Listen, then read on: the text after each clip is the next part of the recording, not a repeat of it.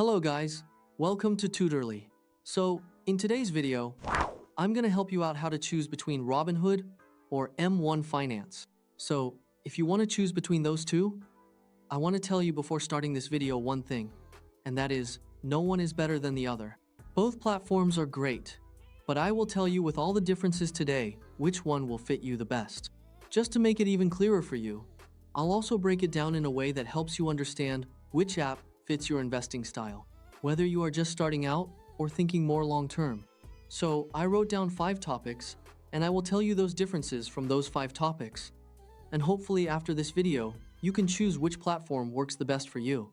And these 5 points are based on the most important things beginners usually struggle with, like simplicity, automation, and long-term growth, so you can make a more confident decision.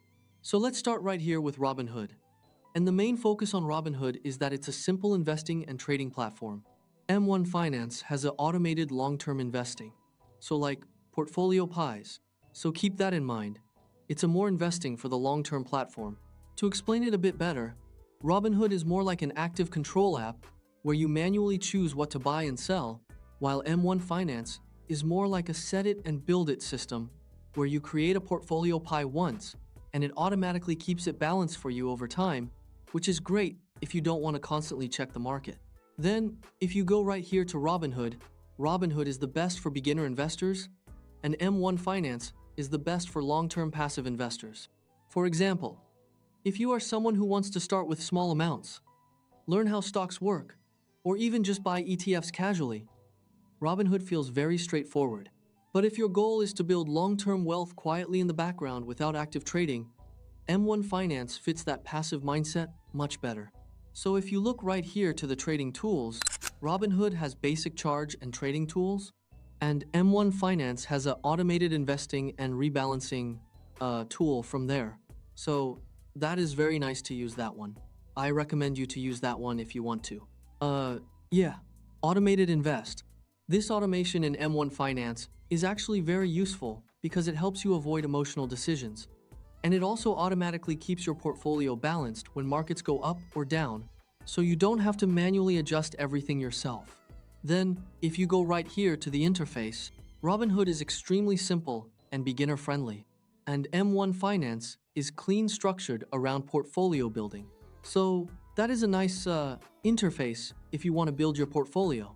In practical terms, Robinhood feels like a mobile-first trading app where everything is just a few taps away, while M1 Finance feels more like a structured planning dashboard where you can clearly see how your money is allocated across different investments.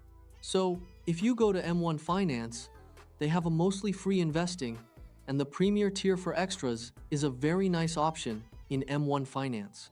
This means most users can actually start without worrying about heavy fees, and the premium features can be useful later if you want more advanced control, reporting, or extra flexibility as your portfolio grows.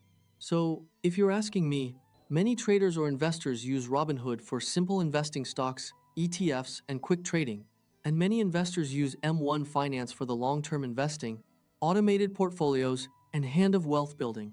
A simple way to think about it is, Robinhood is more active and flexible for short-term decisions, while M1 Finance is more structured and disciplined for long-term investing habits, where consistency matters more than constant trading. So hopefully after seeing this video, you know exactly right now which one will fit you the best. So hopefully this was exactly the video where I was looking for. At the end of the day, it really comes down to whether you want control and simplicity or automation and long-term structure. And once you understand that difference, choosing between these two becomes much easier. So yeah, that's it. If you find this video helpful, just like this video and subscribe to my channel. Thanks for watching.